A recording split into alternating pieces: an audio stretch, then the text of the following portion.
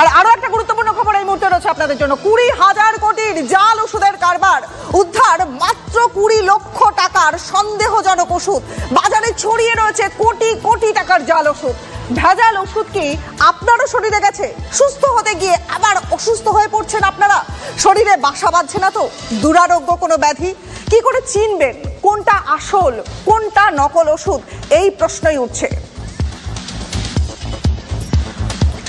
আগ্রা থেকে কলকাতায় ঢোকে জাল ওষুধ। পরপর এই জাল ছড়িয়ে পড়েছে পুডুচেরি, বিহার, ওড়িশা। পুডুচেরি, আগ্রা, কলকাতা, গয়া, কটক। প্যান ইন্ডিয়া জাল ওষুধ নেটওয়ার্কের পর্দা ফাঁস করা হলো। 20,000 কোটির জাল ওষুধ কারবারের পর্দা ফাঁস TV9 বাংলায়।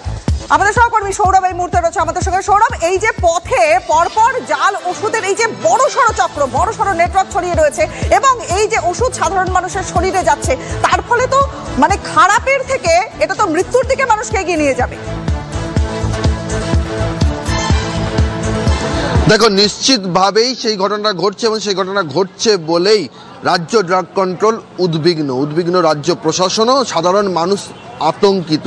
কারণটা কি? তার কারণটা রয়েছে যে Mehta building, Bagri market, Gandhi market, Giriya trade centre, সেখানে যে একযোগে রাজ্য ড্রাগ কন্ট্রোল 19 জন আধিকারিককে নিয়ে হানা দিলেন 6টি দলে বিভক্ত হয়ে।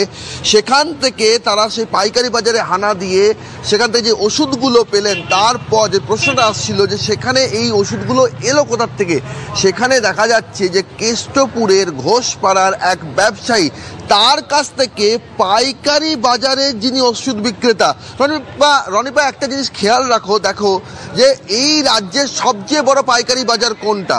মেহতা মার্কেট, গান্ধী মার্কেট, বাগরি মার্কেট, অর্থাৎ এক কথায় বড় বাজার। ক্যানিং স্ট্রিট, এজরা স্ট্রিট, সেই জায়গাটা হচ্ছে ওষুধের সবচেয়ে বড় বাজার। কিন্তু তারা ওষুধ নিচ্ছেন কেষ্টপুরের একেবারে ঘোষপাড়া, যেটা একেবারে ভিতরের দিকে কোথাও একটা দোকান, কোনো একজন ডিস্ট্রিবিউটর রয়েছেন, তার কাছ থেকে সেই সামগ্রীটা তারা নিচ্ছেন। সেটা পেট খারাপের একটা অতি পরিচিত ওষুধ। আর সেই ব্যবসায়ী কোথা থেকে নিচ্ছেন? সেই ব্যবসায়ী নিচ্ছেন আগ্রা থেকে। আগ্রার সেই ব্যবসায়ী কোথা থেকে নিচ্ছেন? তুমি নিজেই তো কথা বলেছিলে সেই ব্যবসায়ীর সঙ্গে, আমরা দর্শকদের একবার দেখাবো যে তিনি কি বলছেন। আপনি কার কাছ থেকে নিয়েছেন?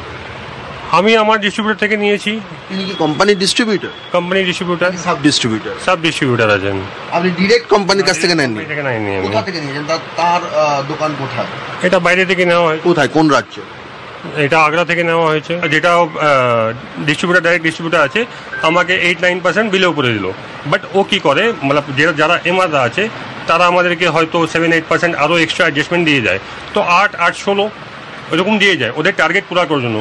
তো টার্গেট যখন পুরো ফুলফিল করার জন্য ওরা যেটা খাটছে, এবার সাপোজ কোম্পানিতে ওরা খাটছে, বাট ওরা কোম্পানির স্যালারি পাচ্ছে না, ইনসেন্টিভ ঠিক করে পাচ্ছে না, তখন ওই ইনসেন্টিভের টাকাটা ওরা কি করে এইখানে আমাদেরকে অ্যাডজাস্টমেন্ট দিয়ে দেয়। যার কাছ থেকে নিয়েছেন একটু অ্যাড্রেসটা দেখাবে স্যার? ওটা তো স্যার ওরা অফিসার আসুক, আমি দিয়ে দেবো, আমার তো সেটা নিয়ে অসুবিধা নেই, আমি তো আছি এখানে বসে। অফিসারটা এলে অফিসারের কাছে আমি দিয়ে দেবো, সেটা প্রডিউস করলে আমাকে যেরকম কালকে বললো আমাদের লাইসেন্সটা পাঠাতে, তো আমি লাইসেন্স অলরেডি দিয়ে দিয়েছি, তো লাইসেন্সও এখানে জমা হোক। কত ভয়ঙ্কর একটা বিষয় সামনে আসছে বুঝতে পারছেন। মানুষের জীবন নিয়ে ছিনিমিনি চলছে। এই প্রসঙ্গে federation of medical and sales representative অ্যাসোসিয়েশনের সদস্য শান্তনু মিত্র তিনি কি বলেছেন শুনুন। কোম্পানি তো জাল ওষুধ বানাচ্ছে না, জাল ওষুধ বানাচ্ছে কিছু অসাধু ব্যবসায়ী, যারা ছোট ছোট জায়গায় সরকারের প্রশাসনিক অবহেলা বা ব্যর্থতার সুযোগ নিয়ে তারা এই ওষুধগুলো তৈরি করে এই ডিস্ট্রিবিউশন চ্যানেলের মধ্যে ঢুকিয়ে দিচ্ছে। জাল ওষুধটা কোনোভাবে এই সর্বভারতীয় ডিস্ট্রিবিউশন নেটওয়ার্কের মধ্যে ঢুকে পড়ছে কোনো একটা ফাঁকফোকর দিয়ে, সেই ফাঁকফোকরটা খুঁজে বার করা দরকার, তবেই কিন্তু এটা বন্ধ করা সম্ভব। যখনই আপনি বলছেন যে 70% ডিসকাউন্ট দিচ্ছি, এই 70% ডিসকাউন্ট দিয়ে আমি যে ওষুধটা পেশেন্টকে বিক্রি করলাম, পেশেন্ট তো চিন্তা করছে না ওষুধটা কি সত্যি ঠিকমতো ওষুধ, বা তার মধ্যে কোথাও জাল ওষুধ ঢুকে গেছে। ডিসকাউন্ট দিয়ে ওষুধ বিক্রি করা এমন একটা অতল গহ্বর যার কোনো শেষ নেই। আপনি ঢুকতে থাকলে ঢুকতেই থাকবেন, এর কোনো শেষ নেই। পেশেন্ট মাঝখান থেকে ক্ষতিগ্রস্ত হবে।